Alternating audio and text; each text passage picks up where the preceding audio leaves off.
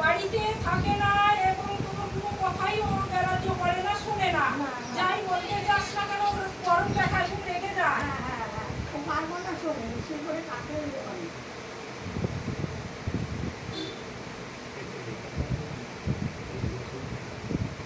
একজন মহিলা রয়েছে বেটা, তারই কথা ও অনেকটা শুনে এবং সেই দিকে টান।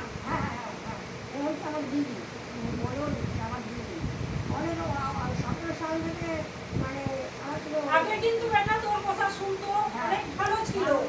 এমন জিনিস ওকে করা হয়েছে, তারপরে ও তোকে দেখতে পারে না, তোর প্রতি অশান্তি এবং খুব রাগেও যায় কিছু বললে। আর যে ব্যক্তি করেছে তার প্রতি খুব আগ্রহ টান, সেই কিছু বলুক না বলুক তার কথা খুব মেনে চলে। যেগুলো বলছে এগুলো ঠিক মা? এত বাস্তব?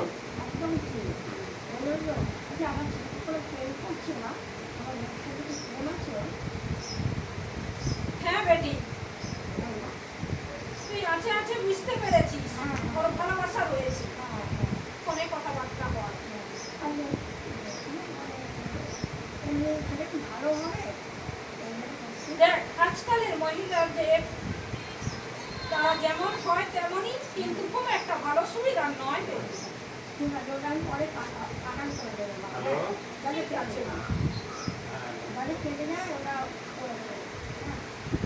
আচ্ছা, আমার ছেলেকে আমি যদি ফিরে পাই আমার কথা শুনে